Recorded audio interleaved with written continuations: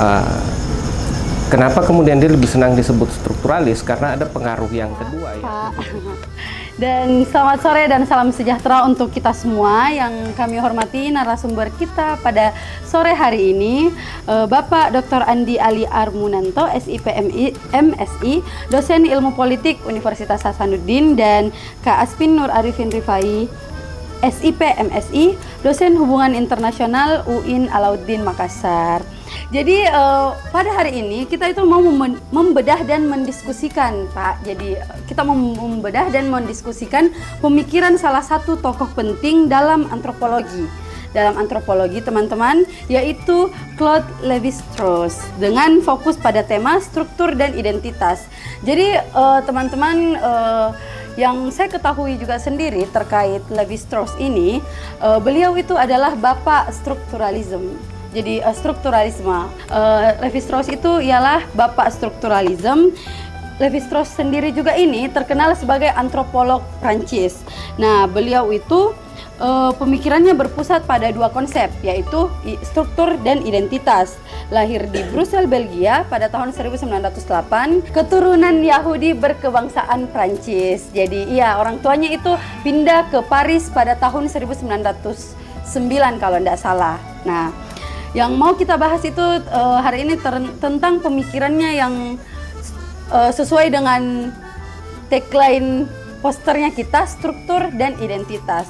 Jadi hidup dan mati, alam dan budaya, panas dan dingin. Nah, struktur-struktur ini itu membentuk cara manusia berpikir, menyusun bahasa, dan menciptakan mitos. Jadi untuk Lévi-Strauss sendiri meyakini bahwa tugas dari antropologi adalah mengidentifikasi struktur-struktur tersembunyi ini untuk memahami cara kerja pikiran manusia, guys. Seperti itu yang saya ketahui terkait Lévi-Strauss dan pemikirannya, struktur dan identitas. Nah, untuk lebih lanjutnya kita mendiskusikan dan berbincang terkait Lévi-Strauss ini, saya persilahkan kepada Pak Ali untuk menjelaskan lebih lanjutnya. Silahkan Pak. Raw and cook gitu ya. Dia berbicara bagaimana makanan itu ya. Nanti kita lihat bagaimana dia membedahnya. Setelah itu dia kemudian mengupas mitos-mitos ya, yang ada di Amerika dibandingkan dengan mitos-mitos yang ada di Eropa dan di Asia. Lalu kemudian kembali ke Prancis ngajar, dia nulis bukunya yang kemudian mengubah paradigma dalam ilmu antropologi, judulnya Structural Anthropology. Lalu kemudian setelah itu beberapa tahun kemudian dia melakukan perjalanan kembali menyusuri mengelilingi hutan Amazon, ketemu dengan tribe yang ada di sana, perjalanan dan parol, sistem bahasa, dan bagaimana individu menggunakan bahasa. Parol itu bagaimana individu menggunakan bahasa. Nah, pengaruh yang ketiga yang sering dilupakan walaupun sangat kental dalam karya-karya Strauss ini adalah pengaruh psikologi Gestalt gitu ya. Psikologi Gestalt adalah psikologi bentuk, psikologi persepsi. Nah, teori Gestalt ini bukan nama orang tapi aliran dalam psikologi ya, dia psikologi persepsi. Salah satu mungkin yang banyak nulis waktu itu yang kemudian mempengaruhi Strauss ada orang namanya Kafka. Nah, dalam psikologi Gestalt ini dia bilang bahwa manusia itu cara berpikirnya itu selalu holistik. Dia tidak bisa menginterpretasi sebuah simbol tunggal tanpa memahami bagian-bagiannya secara holistik. Misalnya kalau manusia hanya dikasih titik saja, maka dia tidak akan menemukan maknanya, dia tidak mampu mempersepsikan apa itu titik. Tapi kalau titik-titik itu disusun melingkar misalnya, dia baru paham bahwa itu lingkaran. Kalau dikasih titik dua di tengahnya terus dikasih tanda senyum, maka oh ini smiley face misalnya. kita kalau terpisah-pisah gitu kita tidak punya makna, itu akan tidak dipersepsikan oleh otak kita, itu tidak punya makna. Tapi nanti kalau ketemu ada latar konteksnya dan segala macam, baru kita bisa mempersepsikan secara lebih jauh. Nah, pemikiran-pemikiran inilah kemudian yang kira-kira dipinjam oleh Levi Strauss ketika kemudian dia berada di Amazon. Lalu dia muncullah sebuah teori yang sangat mirip saya rasa dengan teorinya Ferdinand de Saussure. Dia bilang bahwa budaya itu adalah simbol, dan simbol dalam budaya itu bekerja seperti tata bahasa gitu. Dia saling terhubung, membentuk makna gitu. Jadi untuk memahami makna, nah ini untuk memahami makna, maka kita harus mencari pola-pola universal yang ada di balik relasi-relasi simbol yang ada itu.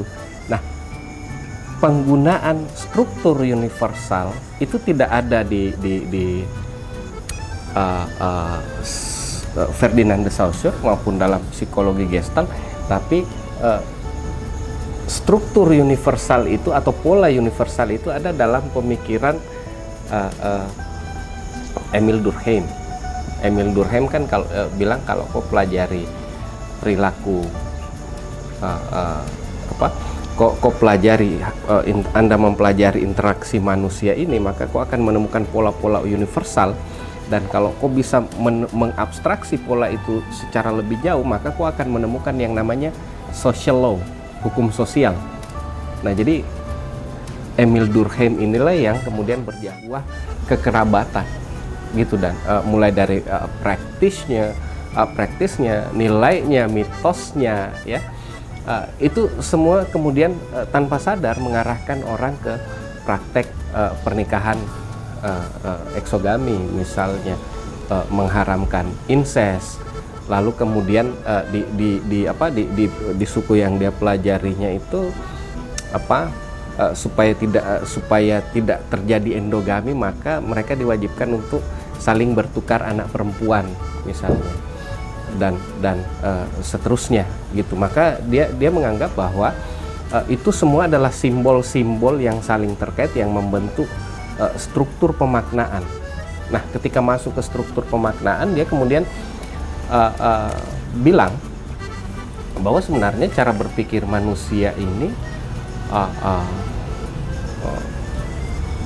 mengambil pola binary gitu ya. Artinya kita tidak akan paham konsep panas kalau tidak mengerti dingin gitu ya. Kita tidak akan paham konsep hitam ketika orang tidak tahu putih, tidak paham konsep gelap kalau tidak pernah melihat terang gitu. Jadi cara berpikir manusia itu ada di seperti itu. Nah, begitu juga kemudian itu kelihatan pada mitos dan pola pikir ini yang membentuk perilaku gitu ya. Kenapa kemudian misalnya ada interaksi budaya memasak, karena ada budaya makan mentah gitu. Tapi kemudian ada pergeseran ketika orang mulai mengenal api, mulai bisa membedakan panas dingin, bisa membedakan rasa antara mentah dan sesuatu yang sudah dimasak, maka kemudian mereka ini budaya berkembang, kemudian orang lebih prefer kemudian cook food, tidak lagi ke raw food. Tapi kemudian kenapa ada cook food? Karena orang tahu membedakan mana yang mentah, mana yang sudah dimasak. Lalu kemudian ketika istilahnya budaya pengawetan itu muncul istilah makanan busuk, ya, makanan kadaluarsa, dan itu menciptakan triadik ya, antara mentah, mateng, dan busuk. Dan itu pola pikir itu yang menjadi pola pikir universal. Misalnya tentang makanan. Jadi dasar pemikiran kita mentah, mateng dan busuk itu membentuk budaya kita tentang makanan. Simbol mentah itu juga kemudian menjadi simbol yang saling terhubung, bahwa tidak bisa dipisahkan antara makanan matang dengan makanan mentah dengan makanan busuk, karena masing-masing memberi arti. Kalau kita cuma tahu mentah dan matang, maka nanti kita tidak bisa membedakan ini makanan sudah basi atau tidak, karena kita tidak mengenal konsep busuk dan seterusnya gitu. Jadi menurut Levi Strauss ya, pola pikir kita seperti itu gitu. Dan ya identitas itu sangat binary, karena between us and them gitu ya, antara kami dan mereka atau saya dan Anda, selalu begitu binary cara memahaminya. Nah, dia bercerita misalnya di Amazon ada suku yang menandai dirinya dengan burung elang, dan itu berpengaruh karena mereka menganggap bahwa dirinya adalah burung elang itu menandakan kekuatan, kehebatan, langit, dan tadi karena ada binary langit dan bumi, maka langit dianggap lebih tinggi. Suku lain misalnya yang pakai simbol ular, maka suku elang ini menganggap bahwa kami langit dan kamu bumi gitu. Dan itu mempengaruhi cara pandang mereka, cara mereka membentuk istilahnya social space, dan cara mereka kemudian berinteraksi dengan suku tersebut. Lalu kemudian dia pindah lagi misalnya ke suku Indian lain, dia kemudian bercerita tentang totem. Tidak terlalu panjang gitu. Tidak, Pak. Nah, dia bercerita lagi tentang totem. Nah, ternyata dalam suku itu identitasnya kan dibagi lagi ke dalam hierarki. Gitu, dia bercerita bahwa suku-suku Indian yang ada di Amerika itu membagi hierarki berdasarkan animal spirit. Pernah dengar istilah animal spirit tak? Ya, kalau Anda saya suka nonton kartun, maka saya akrab dengan istilah-istilah animal spirit itu. Jadi kalau kayak film Senseiya misalnya, ada apa lagi namanya itu, yang kuda bersayap itu dan segala macam. Tapi kalau di suku Indian dia dibagi sistem binatang, gitu ya. Yang paling hebat itu adalah kesatria, ya, yang menjaga sukunya. Beruang ini adalah orang kuat, penguasa, yang memerintah elang menurut ceritanya. Lalu kemudian ada burung hantu yang bijak, ya, dan segala macam. Jadi ternyata totem animal spirit yang dipunyai orang itu kemudian juga membentuk sistem kasta, membentuk hierarki, dan juga membedakan posisi dalam kekuasaan suku gitu. Jadi kalau animal spiritmu kelinci, kau tidak bisa jadi kepala suku, ya, harus minimal beruang. Dan yang bisa jadi dukun itu adalah yang animal spiritnya burung hantu, karena dia dianggap paling bijak, ya. Yang boleh jadi tentara itu adalah burung elang gitu, dan seterusnya. Dan ini membentuk kemudian sistem kasta dalam suku-suku ini kemudian menjadi identitas internal yang membedakan antara orang yang satu atau kelompok yang satu dengan yang lain dalam masyarakat. Belum lagi tadi simbol-simbol yang kemudian dipasang misalnya di pintu gerbangnya, apakah dia tanduk kerbau, apakah yang dipasang simbol bulu elang atau kepala ular dan segala macam, itu kemudian menjadi simbol sukunya. Di situ ada mitos yang membentuk, dan itu yang membentuk praktisnya tadi, bahwa orang yang menjadikan simbol elang itu akan memandang rendah suku-suku lainnya dan seterusnya. Dari cerita kita tentang Levi Strauss, bahwa dia memperkenalkan cara bahwa budaya itu adalah simbol dan simbol kemudian yang hanya bisa dimaknai dengan memahami rangkaian komponen-komponen yang membentuk budaya itu. Ya. Yang kedua, bahwa dalam tiap budaya ada struktur universal yang kira-kira kalau kita analisis itu kita akan menemukan kesamaan-kesamaan struktur yang universal dalam kebudayaan itu. Dia juga yang ketiga adalah kemudian menjelaskan bagaimana cara berpikir manusia dengan oposisi biner ini. Dia juga sebenarnya memperkenalkan metodologi, ya, bagaimana langkah-langkah menganalisis misalnya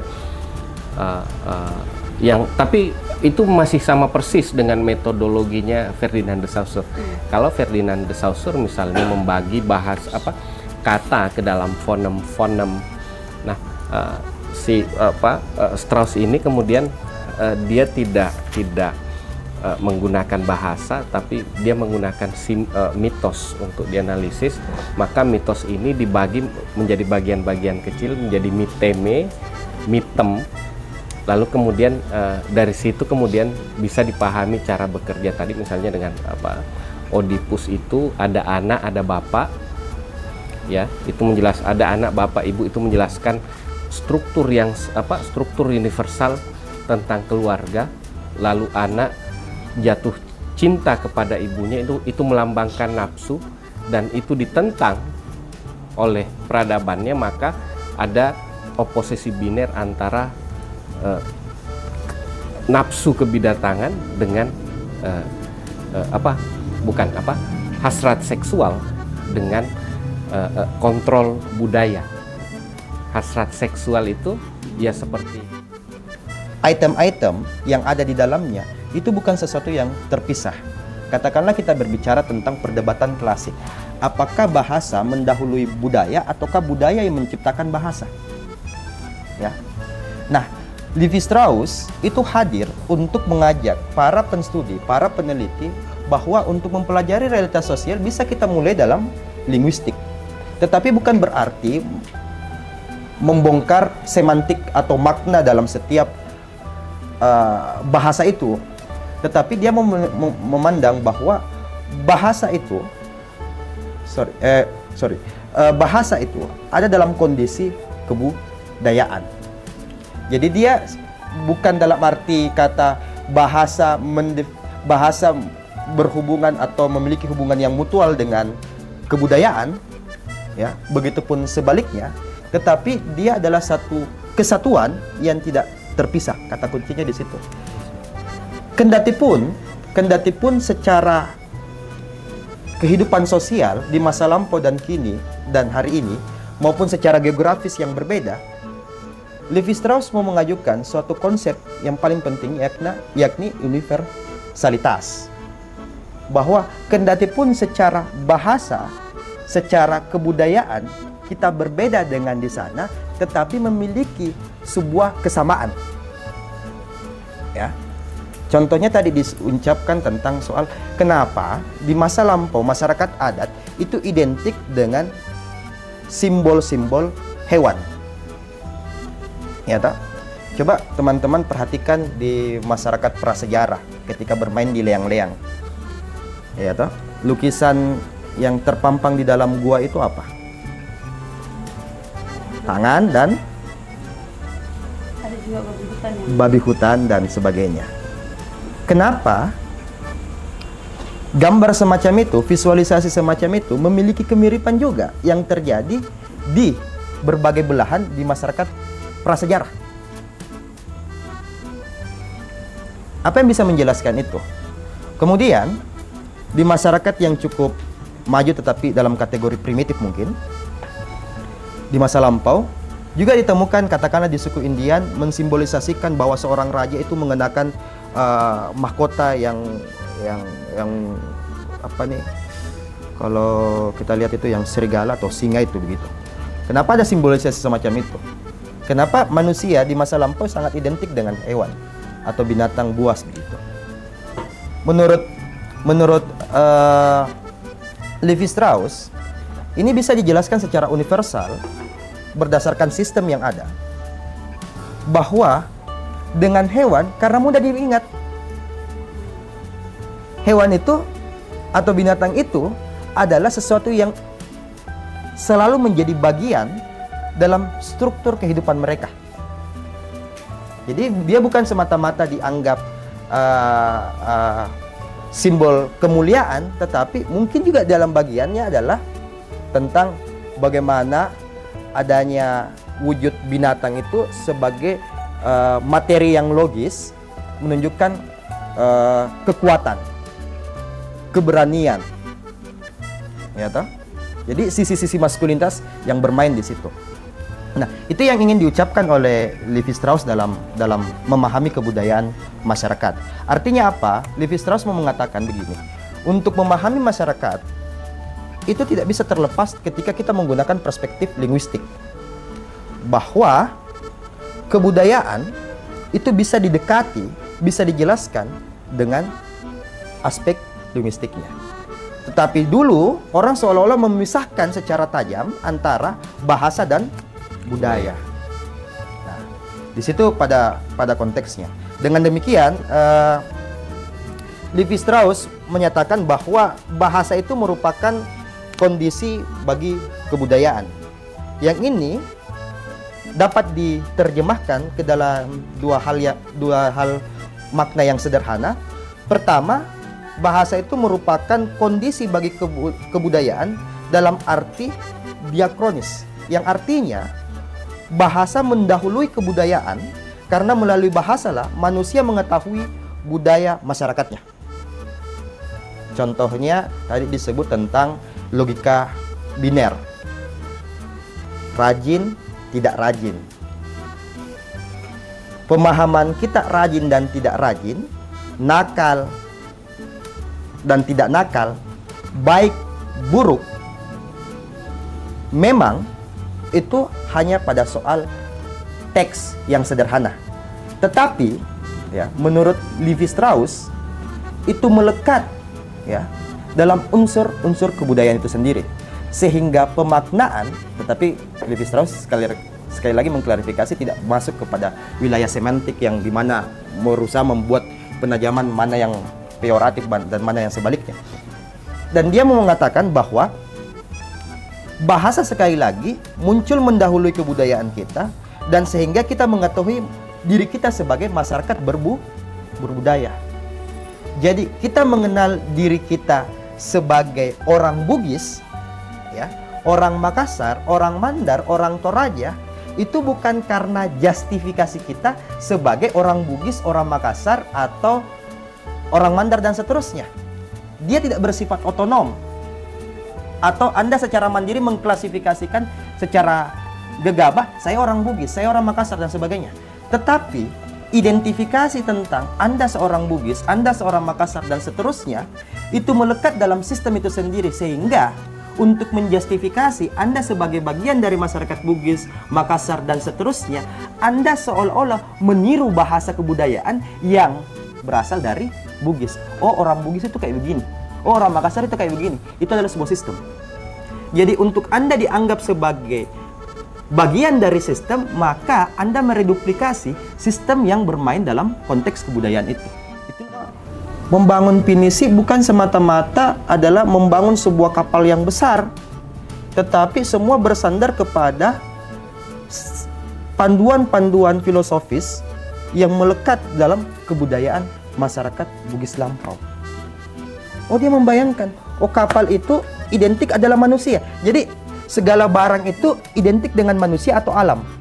Jadi misalkan dibangun dulu kapal, itu kan tidak langsung struktur rangkanya. Tetapi yang pertama-tama dilakukan adalah menentukan apa kalau bahasanya, pusarnya, posisi. Ada itu kalau kapal itu? Ya. Bukan. Posisinya. Jadi pusarnya, dia mengilustrasikan bahwa kapal itu, teman-teman, bukan identik seperti yang kita pahami adalah sebuah kapal, tetapi dia merepresentasikan sebagai sebuah anak manusia. Jadi dia membayangkan bahwa kapal itu adalah anak, tempat bermainnya ada di mana, tempat tumbuh kembangnya ada di mana, di laut. Antropolog-antropolog sebelum Levi Strauss. Jadi masih sangat relevan sebenarnya kalau kita pakai Levi-Strauss. Tapi pertanyaannya kemudian, apa keterbatasannya Levi-Strauss? Nah, disinilah cara saya untuk menanggapinya. Levi-Strauss itu memang hingga akhir hayatnya tidak pengen disebut seorang positivis. Tetapi kecenderungan perspektifnya dia adalah seorang positivistik. Kenapa? Karena dia mau menganggap bahwa dalam memahami sosial itu bisa dipahami secara universal. Ya. Dalam memahami kebudayaan bisa dipahami secara universal sepanjang kita memahami struktur atau sistemnya. Ya.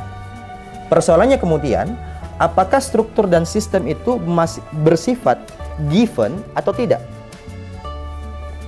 Terberi atau diberi? Dalam pernyataan Strauss bahwa sistem atau struktur itu tidak diciptakan secara subjektif. Ya. Sistem dan struktur itu tidak secara mandiri diciptakan oleh subjektif, melainkan sebuah interaksi-interaksi yang kompleks. Tapi pertanyaannya kemudian kalau kita membaca realitas modern hari ini, apakah subjektivitas dianggap tidak relevan dalam membentuk struktur? Contoh misalkan kalau saya mau pinjam analisisnya Pak Ali yang seorang ilmuwan politik. Apakah struktur regresi demokrasi hari ini itu tercipta secara alamiah ataukah justru syarat dalam arti subjektivitas kekuasaan? Apakah Indonesia memilih demokrasi itu atas dasar tatanan yang menghendakinya secara alamiah, ataukah karena ada kehendak kekuasaan secara subjektif, secara sadar? Nah, inilah yang kemudian membawa saya ketika saya membaca Reading International Relations, ketika melihat pemikiran strukturalisme aka Levi-Strauss, yang dimana pemikiran Levi-Strauss ini sangat menginspirasi dalam tradisi behavioral, bahwa perilaku tindakan suatu negara itu tidak lain bukan karena disebabkan oleh sifat alamiahnya seperti yang egoistis begitu, bahwa Israel menginvasi Palestina karena memang struktur kehidupan manusia yang memang haus akan kekuasaan. Tapi orang strukturalisme membantah itu. Tidak. Struktur yang mempengaruhi kenapa Israel mau menginvasi Palestina. Strukturnya apa yang berlaku universal? Yang disebutlah orang hubungan internasional adalah anarki. Kenapa anarki? Ya, saya sederhanakan saja. Bayangkan kita hidup dalam ruangan ini, kedaulatan kita setara. Ya tak? Pertanyaannya, kalau kedaulatan kita setara, kekuasaan kita setara, apa yang akan terjadi? Apakah stabil atau kacau? Pasti anarki. Karena tidak ada otoritas yang mengatur kita. Akibatnya, setiap orang berkeinginan, berambisi untuk mengatur.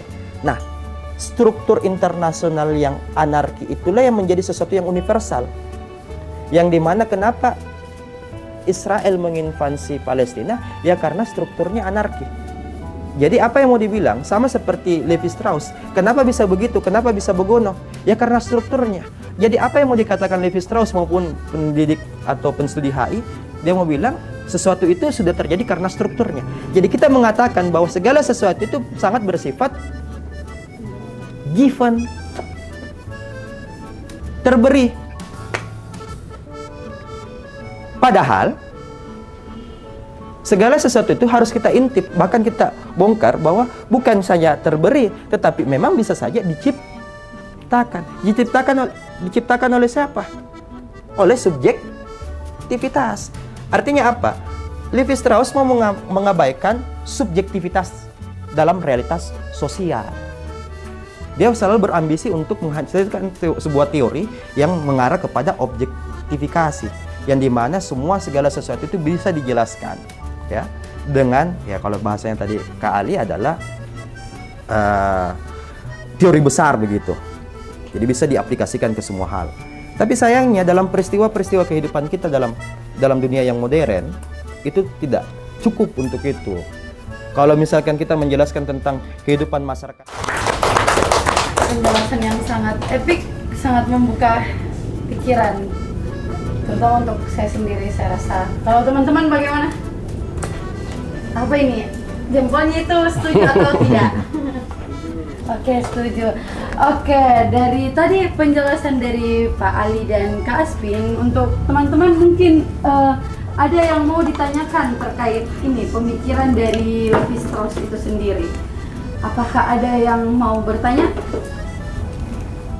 Saya mau bertanya sama Pak Ali, kedua pembicara boleh menanggapi juga. Tadi Pak Ali menjelaskan soal pertanyaan pertama sebenarnya bagaimana kita melihat identitas perempuan didefinisikan dalam sistem kekerabatannya Levi-Strauss tadi itu.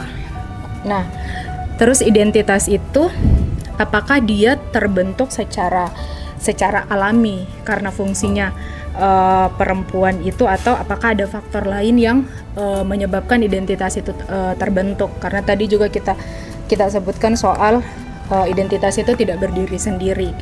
Jadi bagaimana Levi-Strauss mendefinisikan perempuan dalam teori kekerabatannya? Masih boleh lagi? Sama sejauh mana menurut tak teori Levi-Strauss ini sebenarnya masih relevan ketika dikaitkan dengan praktik-praktik umum, misalkan di Makassar terkait perjodohan, mahar, dan dinamika pernikahan modern. Karena tadi ada juga sempat disinggung soal pernikahan endogami dan eksogami. Saya rasa itu, terima kasih. Oke, baik, terima kasih atas pertanyaan. Saya kira tadi saya sudah berikan gambaran ya, bahwa dalam pandangan Levi-Strauss, identity itu dia tidak berdiri sendiri, tapi kemudian dia bagian dari keseluruhan sistem yang membentuk pemahaman masyarakat, gitu. Maka kemudian ketika dia berbicara tentang perempuan, maka itu kemudian tidak lepas dari konsepsi Biner tentang sifat-sifat yang harus dimiliki oleh perempuan. Maka kemudian di situ di setiap kebudayaan mereka punya masing-masing definisi tentang oposisi biner itu, gitu. Dan kemudian itu berkaitan dengan sosial praktis, perempuan harus apa, perempuan harus gimana, dan segala macam mitos-mitos tentang laki-laki dan perempuan dan segala macam. Dan kalau tadi gaya berpikirnya itu kita turunkan, misalnya itu sebenarnya sangat tergambar bagaimana struktur itu bekerja dalam masyarakat kita. Kalau kita misalnya membaca ceritanya Ila Galigo, misalnya di situ sudah ada cerita antara dunia atas dan dunia bawah, lalu kemudian ada manusia yang berperan kemudian memediasi antara dunia atas dan dunia bawah.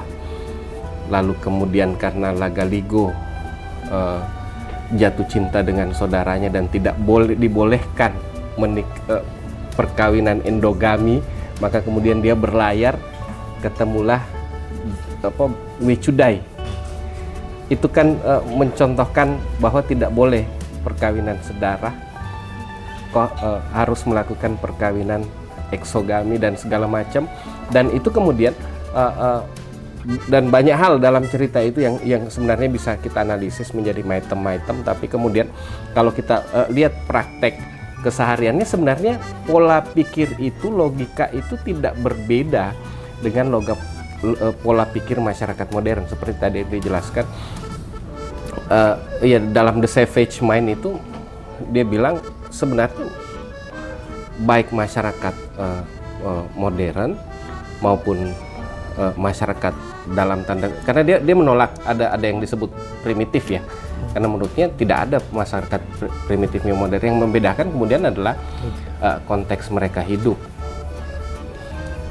gitu ya, karena misalnya perbedaan alam dan segala macam, perbedaan manusia, tapi polanya, strukturnya kemudian sama gitu. Jadi ndak ada. Nah, kalau kita mau nanya gitu ya, apakah ini relevan? Bahkan bisa dibilang pemikirannya Plato pun masih kita pakai masih bisa relevan gitu ya, tergantung keperluannya untuk apa gitu. Karena saya pikir juga dengan kehadiran poststrukturalisme itu tidak menghilangkan teori-teori struktural dan orang-orang yang mempraktikkan strukturalisme gitu. Karena ini kan tergantung sebenarnya keyakinan kita pada sebuah teori sebagai alat untuk memetakan ataupun melihat dunia gitu ya. Karena banyak juga misalnya walaupun memang dikritik ya, karena behavioralisme juga mengkritik struktural gitu ya, karena struktural ini tidak jelas mau menganut sistem universal, tapi dia menempatkan pada skema yang holistik. Lalu kemudian penekanannya pada kontekstuality. Tapi di sisi lain kemudian dia dikritik sama poststruktural karena masih percaya pada struktur, tidak percaya misalnya pada agency. Gitu ya, padahal dalam poststruktural dia bilang ya agensi juga bisa merubah struktur gitu. Jadi ada relasi antara struktur dengan agensi gitu ya, dan seterusnya. Tapi kemudian strukturalisme juga mengkritik yang lain. Dia mengkritik Marxisme misalnya. Dia bilang Marxisme itu terlalu determinis ekonomi gitu ya, padahal ekonomi itu menjadi satu poin, tapi ada dalam kehidupan masyarakat ada mitos, ada kekerabatan, ada praktis dan segala macam. Itu yang membentuknya. Bukan hidup ini bukan sekedar mode of production gitu ya, tapi di dalamnya juga kita harus pelajari relasi-relasinya dan seterusnya, sehingga kemudian itu tadi relevan sejauh ini pasti ada yang beranggapan relevan gitu. Tapi kalau Anda tanya seseorang poststrukturalis, tentu dia akan mengkritik, wah nggak relevan tuh pemikirannya. Ini apalagi misalnya kalau kita masuk ke ranah-ranah after the push misalnya, ke ranah-ranah critical realism, tentu sangat tidak relevan gitu. Tapi kalau Anda mau pakai dalam penelitian, ini masih nyambung kok. Misalnya menemukan struktur, misalnya bagaimana orang praktek apalagi upacara orang mati di Toraja itu, apalagi namanya, praktik Rambu Solo itu kemudian diikat oleh logika biner hidup dan mati. Bagaimana praktek itu kemudian mendamaikan antara yang hidup dan yang mati, menciptakan harmoni, melahirkan sebuah bentuk kebudayaan yang unik di baliknya. Ini kan masih bisa kita pakai gitu. Jadi tergantung Anda sebenarnya relevan atau tidak, karena menurutku tiap perspektif itu punya keunikan tersendiri ketika kita betul-betul mempelajarinya dan bisa berguna gitu. Keperempuanan dipahami oleh Levi-Strauss. Saya sepakat sama Khalid bahwa Levi-Strauss tidak pernah mendudukkan pada posisi secara spesifik menerangkan tentang perempuan. Kendati pun membicarakan tentang hubungan sosial di beberapa wilayah yang menjadi tempat penelitiannya dan khususnya di kawasan Amerika, itu tidak langsung bisa kita anggap secara gegabah bahwa dia membenarkan atau menormalisasi bagaimana posisi perempuan dalam kedudukan yang subordinat. Tetapi yang perlu kita pelajari tentang soal pemikiran strukturalisme adalah bagaimana tanggapan strukturalisme terhadap konstruksi identitas perempuan. Nah, perlu itu menjadi dasar kita untuk telaah lebih jauh. Tetapi kalau kita membangun sebuah asumsi yang sederhana begini, apakah strukturalisme menganggap posisi yang subordinat perempuan atau dalam tanda kutip the others itu karena struktur sosial, ataukah karena secara alamiah, ataukah di luar dari wewenang struktur itu? Nah, pasti akan menghasilkan spektrum-spektrum lagi. Jadi perlu misalkan kita melihat bukan semata-mata strukturalisme ala Levi-Strauss, bisa kita tinjau juga strukturalisme ala Roland Barthes, kita bisa tinjau dari pemikiran Ferdinand de Saussure dan seterusnya. Jadi ada banyak ragam kalau kita pakai pendekatan strukturalisme itu. Bahkan yang unik itu istilah strukturalisme kan hampir banyaknya ditemukan di setiap bidang studi keilmuan sosial. Kalau di HI itu strukturalisme langsung sebutnya cuma satu, Marxisme. Ya, khususnya membicarakan tentang pemikiran Immanuel Wallerstein, yang notabene juga terinspirasi sama pemikirannya Levi-Strauss. Tapi pada poin pentingnya adalah bagaimana kedudukan perempuan yang perlu kita pahami dalam struktur. Apakah dia terbentuk dalam struktur yang sangat laki-laki atau struktur yang sebaliknya? Bisakah kita membantah sebaliknya bahwa struktur itu bisa di-create sedemikian rupa oleh perempuan? Kalau kita pakai pendekatannya Levi-Strauss, seolah-olah struktur itu hampir dalam posisi yang dimana secara alamiah tercipta begitu, bisa diubah melalui proses evolusi. Jadi dia menjadi siklus bahwa peradaban itu terus berkembang.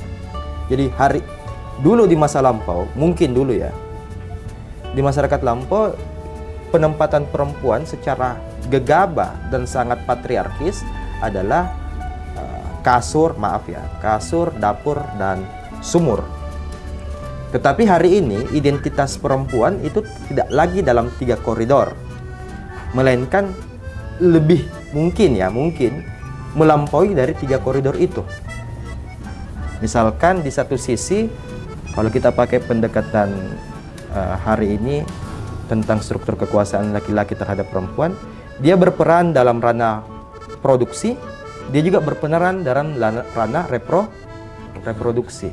Akibatnya dalam kedudukan pasar misalnya, struktur pasar misalnya, perempuan itu selalu dalam kedudukan yang tersubordinasi. Nah, bisa kita lakukan perlawanan tidak? Ya bisa kalau misalkan kita menyadari bahwa perlu ada agensi di sini. Bahwa yang membicarakan perempuan bukan pada soal tentang perempuan yang mau speak up, tetapi bagaimana laki-laki yang tersadarkan komunitas epistemik, ruang-ruang publik semacam ini sebagai wujud dari counter struktur yang mainstream. Nah, itu yang diharapkan sebenarnya. Jadi bukan berarti Levi-Strauss membantah bahwa struktur bisa begitu saja tercipta, tetapi juga bisa sebaliknya terbentuk dalam pengembangan struktur yang lebih moderat kira-kira. Oke, baik, terima kasih. Pertanyaan saya sederhana, Pak. Yang pertama tadi saya tertarik lagi untuk kembali membahas bagaimana animal spirit itu, karena mengingat bagaimana tidak hanya masyarakat lampau yang menggunakan animal spirit itu, melainkan negara-negara juga, termasuk negara kita yang menjadikan Garuda sebagai sebuah negara. Tapi apakah ini menunjukkan kan sekarang masyarakat modern itu cenderung menggunakan hal-hal yang abstrak sebagai simbolnya, seperti warna, logo, bendera dan sebagainya. Jadi sifatnya lebih abstrak daripada masyarakat lampau yang menggunakan hewan atau binatang. Nah, terus apakah ini menunjukkan sebenarnya pergeseran pemikiran yang mungkin dulu cenderung masyarakat lampau berpikir secara imajinatif dan seperti rasional gitu? Karena jujur dalam konteks ini, kalau memang dalam masyarakat lampau saya pikir itu lebih natural dan lebih mudah dipahami, apalagi salah satu alasan yang dikatakan Pak Aspin bahwa kenapa animal spirit sebagai spiritnya, ya karena mudah diingat. Tapi dalam hal ini, konteks ini saya hanya mau bilang, dan saya teringat, saya bangga dengan partai politik yang menggunakan gajah dan banteng gitu, seperti BSI dan PDIP, karena masih menggunakan mungkin cara berpikir masyarakat lampau. Terus itu yang pertama, apakah itu menunjukkan pergeseran corak atau cara berpikir kita yang sebelumnya imajinatif sekarang jadi lebih rasional. Terus yang kedua, koreksi kalau saya salah Bapak, bagaimana tadi yang disampaikan mungkin berdasarkan Levi Strauss ini bahasa mendahului kebudayaan. Terus apakah sebenarnya kebudayaan itu tidak bisa eksis tanpa bahasa? Terus bagaimana dengan hal-hal saya di Mandar itu, saya sedikit baca dan dengar cerita bagaimana orang-orang masyarakat lampau itu menggunakan berkomunikasi dengan atau menjadikan sesuatu simbol bukan hanya bahasa tapi hal-hal yang nonverbal seperti pisang sebagai bentuk berdoa dan atau mungkin hal-hal lain yang bentuknya yang sifatnya nonverbal seperti musik, seni dan sebagainya. Mungkin itu dua pertanyaan yang saya pikir sederhana tapi menarik untuk kita bahas bersama. Terima kasih banyak. Kebudayaan bahwa segala hal dalam struktur kehidupan kita bisa dituntaskan, bisa diselesaikan, bisa diatasi oleh AI. Tapi problemnya apa? Di masyarakat lampau berkembang secara peradaban karena ada partisipasi bekerja sama dalam kebudayaan itu. Ternyata hari ini semua diserahkan kepada mesin. Mesin yang merekayasa oleh komputasi yang sangat canggih. Nah, akibatnya apa? Tentang yang kita lihat bahwa yang bagus gajah, yang bagus banteng, yang bagus burung dan sebagainya bisa saja bukan karena struktur kebudayaan kita, tapi algoritma yang mengatur itu. Ngerti nggak maksud saya? Jadi hari ini kita terbata-bata untuk mengucapkan pada perkara algoritma. Bagaimana algoritma ini adalah sesuatu yang membentuk atau merekayasa struktur kebudayaan. Dan sebenarnya ini sudah jadi pekerjaan bagi kalangan antropolog untuk menjelaskan itu. Makanya muncullah sebuah spektrum atau aliran metodologi baru adalah antropologi digital. Dia masuk ke ranah itu. Dan jadi kita berharap dan menanti sebenarnya apa yang akan terjadi dan yang mereka bisa lukiskan dalam konteks semacam itu. Yang kedua, kita perlu mengapresiasi katanya ada logo gajah, ada logo apa? Banteng. Ya, struktur apresiasi itu bukan datang dari Anda. Kalau kita pakai kacamata strukturalisme, kebanggaan kita menggunakan logo bahwa gajah itu adalah begini dalam definisinya secara filosofis, sementara banteng itu begini, Anda bangga, Anda percaya seperti itu karena struktur kebudayaannya begitu.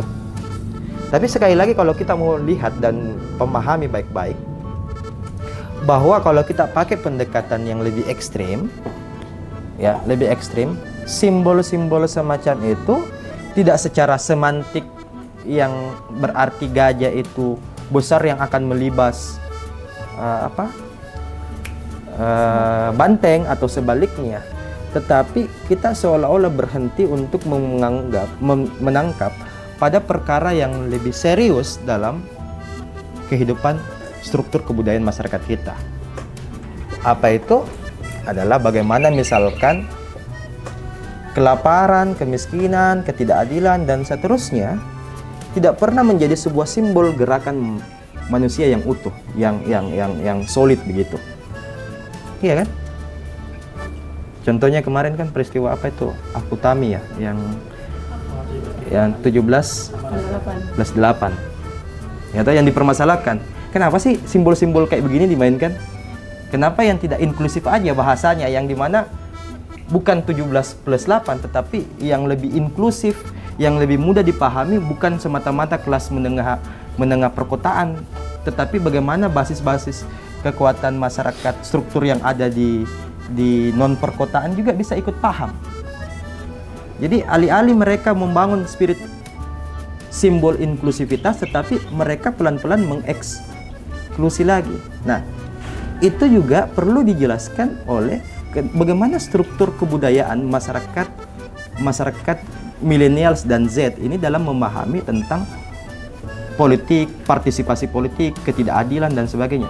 Ya, itu yang perlu menurut saya pendekatan Levi-Strauss ditarik masuk ke ranah itu.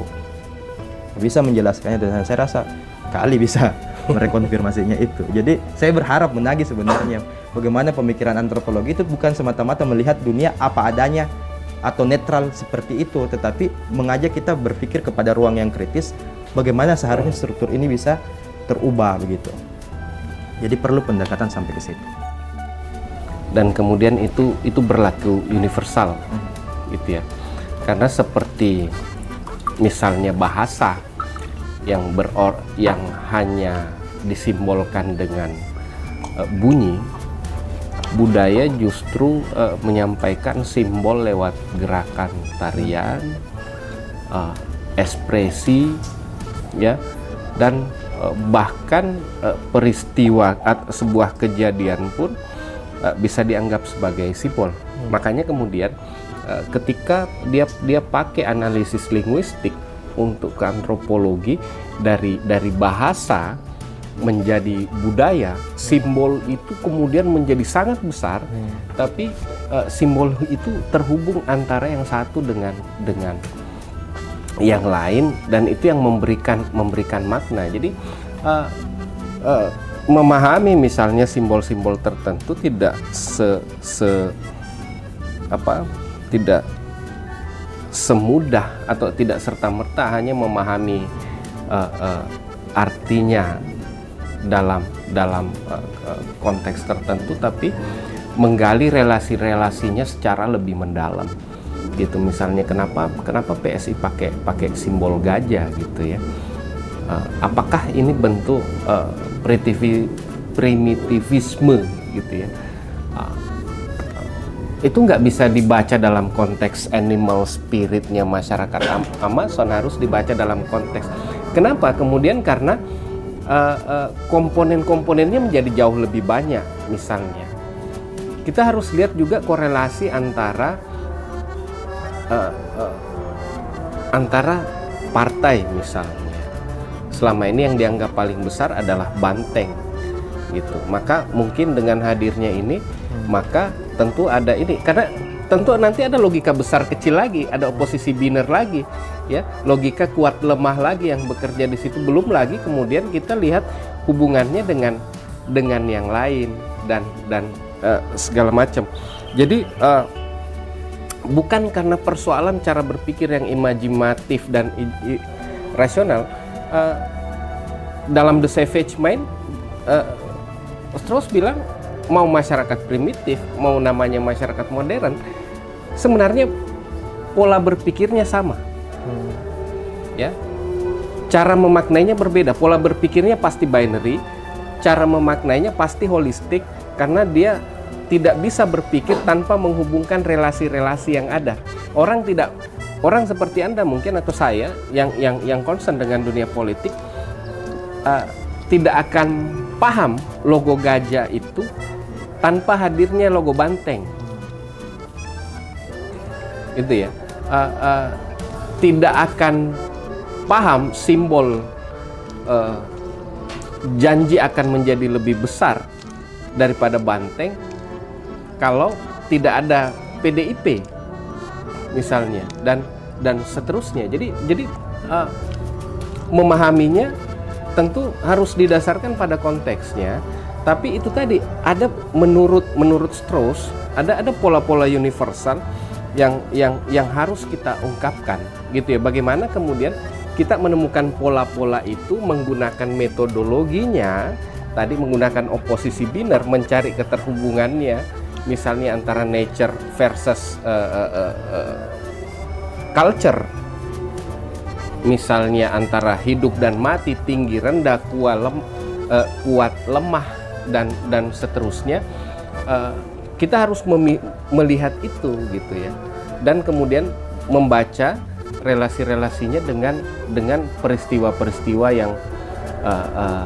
yang lain gitu. Jadi sebenarnya tidak ada bagi Levi-Strauss tidak ada perbedaan antara bahasa dan simbol gitu ya, karena kalau menurutnya ya budaya itu, simbol-simbol yang ada di budaya itu itu adalah bahasa sebenarnya, atau bisa dibaca dengan sama seperti bagaimana kita memaknai sebuah bahasa gitu. Jadi tidak ada perbedaannya sebenarnya gitu ya, karena kemudian dia juga menganut sistem holistik, pemikiran holistik, bahwa budaya juga menjadi bagian bahasa, dan begitu juga bahasa juga budaya juga menjadi bagian dari sebuah bahasa, dan itu kemudian menjadi struktur yang perlu dipelajari adalah bagaimana relasi antar budaya dan bahasa ini gitu, dan seterusnya gitu. Tapi tadi bahwa setiap bagaimana kita memaknai itu ada struktur yang mengatur. Tadi perdebatannya antara given or not given,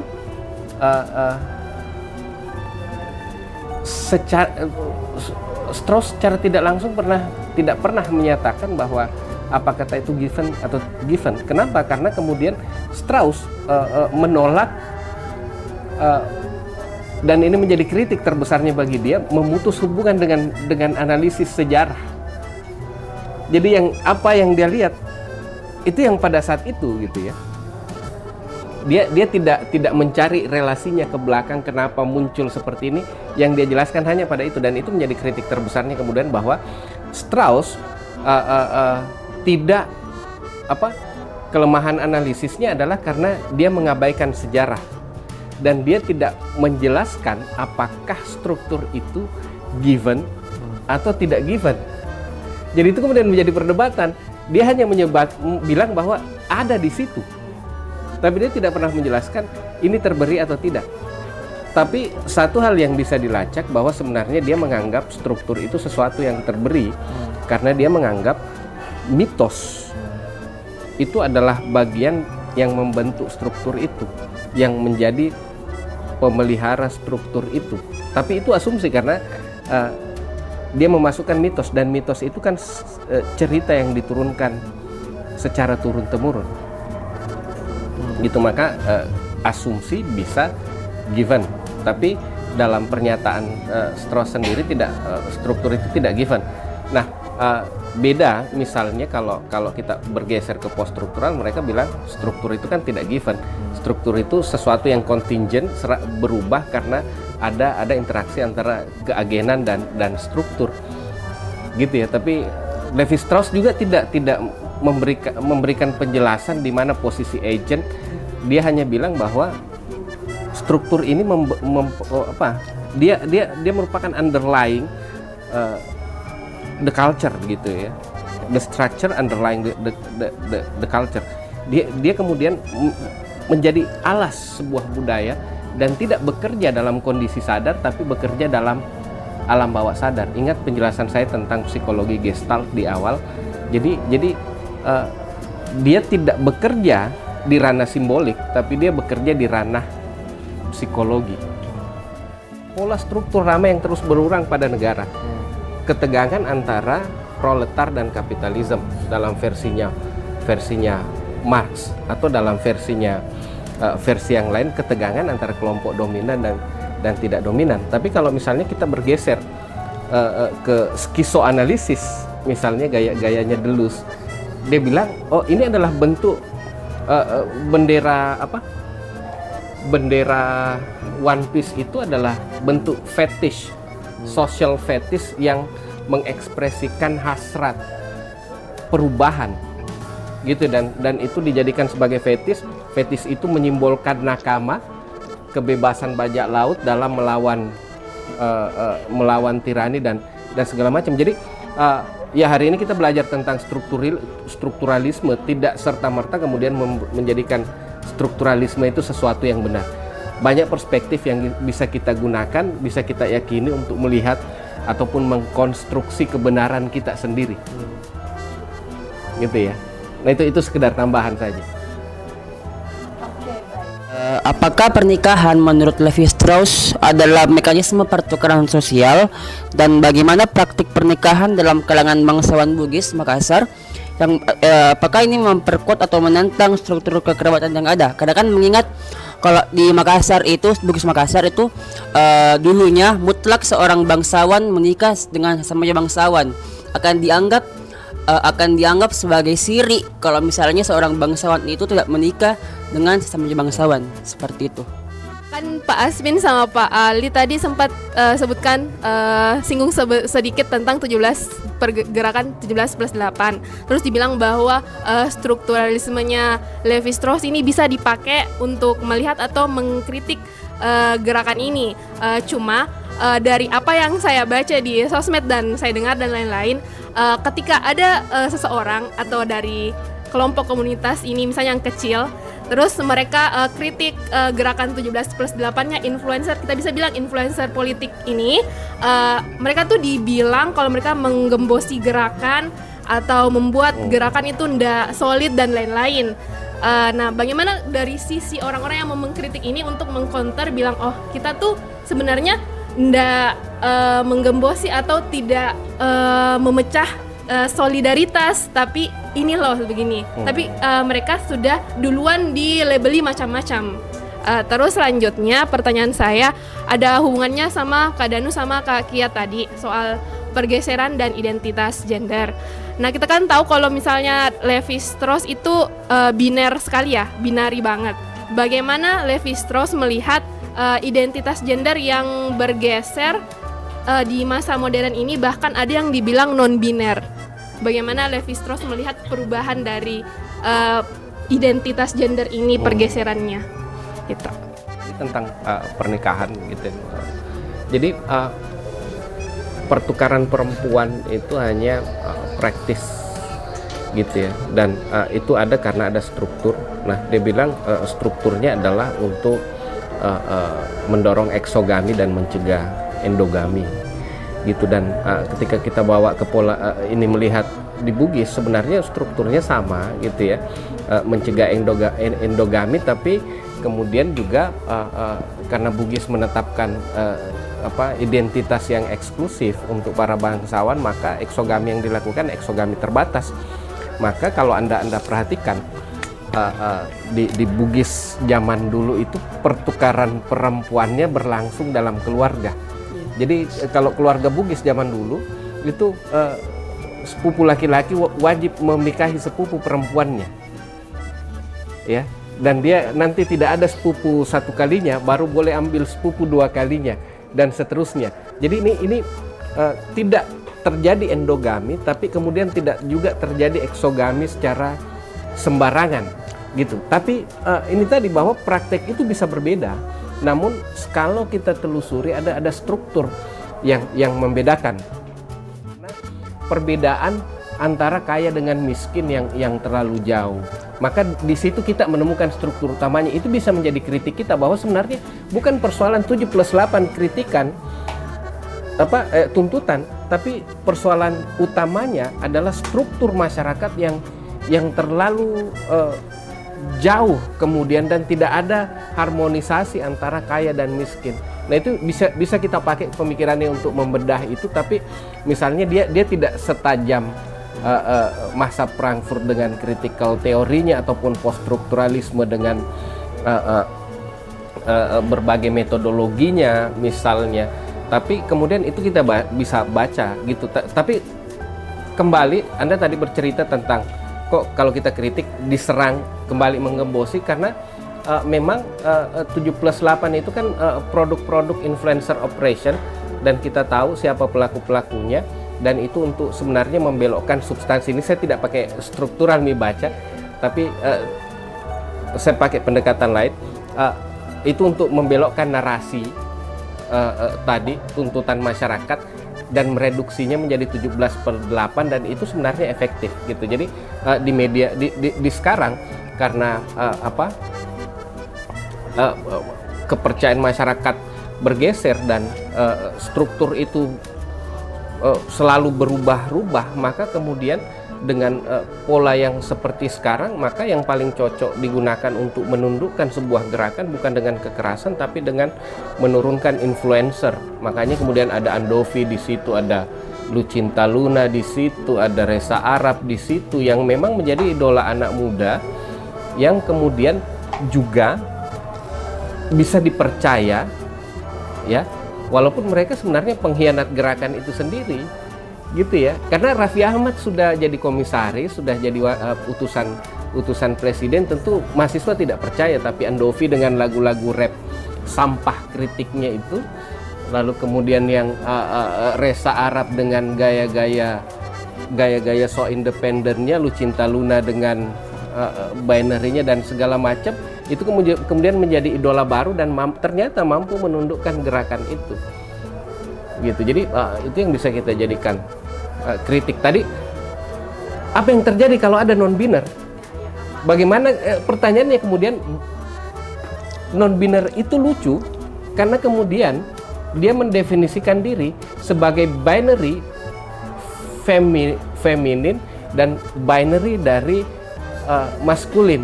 Artinya secara tidak langsung dia bukan non-biner, tapi dia new biner karena dia memposisikan diri dengan logika biner.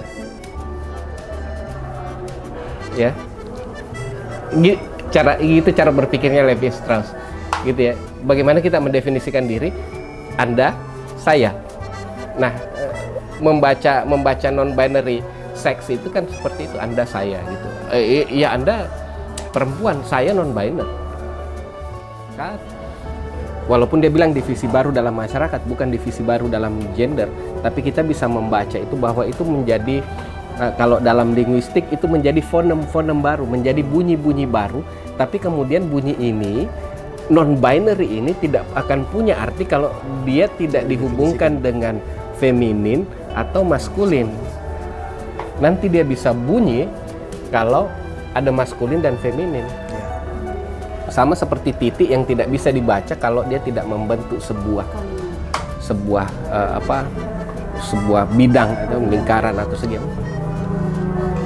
Berarti ini lain juga dari tadi apa yang dijelaskan sama Kak Aspin terkait kalau untuk membaca suatu fenomena dipakai pemikirannya Levi Strauss itu tidak cukup. Ya, saya bilang begini. Untuk konteksnya. Pertama, terlalu gegabah kita memakai Levi Strauss untuk di semua bidang karena sejak awal memang Levi Strauss adalah bagaimana menjelaskan antropologi itu melalui perspektif linguistik. Artinya apa? Kalau kita mau pakai Saripati dalam cerita ini, mestinya kalau kita mau memahami tentang ranah kekuasaan misalnya dalam ranah politik, mestinya seperti yang dilakukan oleh Levi Strauss adalah menggunakan linguistik. Oke, contoh menyambung tadi pertanyaannya siapa? Amel. Nah, misalkan bagaimana bisa memahami tentang 17 plus 8? Kalau kita pakai pendekatannya strukturalisme, bukan pada soal tentang simbol 17 plus 8, tetapi kita bisa memahami dua hal yang berbeda, dua hal sekaligus secara binari, tentang penguasa dan rakyat, misalkan begitu. Kalau kita bicara tentang 17 plus 8, berarti kita melihatnya secara struktur itu muncul dari perlawanan atau resistensi dari masyarakat atau Gen Z atau generasi milenial dan seterusnya. Tetapi kalau kita bicara tentang melihat dalam versi pemerintah, kita akan melihatnya dalam struktur kekuasaan. Apa keterkaitannya dalam konteks itu? Yang pasti kita bisa menyimpulkan tanpa harus menggunakan Levi Strauss, kita bisa melihat bahwa di dalam struktur itu menunjukkan ada satu pola yang sama. Ya toh? Pola yang samanya apa? Bahwa kekerasan yang dilakukan negara itu terus berulang. Bahwa kekerasan negara itu mestinya kalau kita pakai pendekatan yang sedikit kritis, bukan given, tetapi diciptakan, bukan tercipta. Sama seperti logika tentang Afan. Kalau kita melihat peristiwa Afan, apakah ditabrak atau tertabrak? Kalau dalam tertabrak berarti kita menggunakan logika kekuasaan Polri. Berarti tertabrak itu sesuatu yang tidak disengaja. Ya toh? Ditabrak berarti sesuatu yang disengaja. Tetapi strukturalisme tidak mau masuk ke situ, tapi dia hanya mau bilang begini, struktur kekuasaannya tetap sama-sama menggunakan dalil kekerasan. Maka untuk menjustifikasi bahwa kamu mengganggu ketertiban, kamu akan dicap sebagai anarkis. Dan pola Bakar. itu, struktur itu tidak berubah mulai dalam peristiwa 1965 misalnya. Bagaimana hantu-hantu komunisme dicap sebagai ancaman negara misalnya. Ya toh? Bagaimana pengganggu ketertiban masyarakat adalah seorang preman atau komunis. Ya toh? Sekarang kita lihatnya adalah kelompok-kelompok yang resisten adalah yang anti Jokowi, anti. Nah, tetapi anarkisme itu terjadi, direproduksi itu dengan struktur kekuasaan yang hampir serupa. Jadi tidak ada yang berubah secara radikal dalam struktur kekuasaan itu, ya sama-sama menunjukkan bahwa bagaimana kekuasaan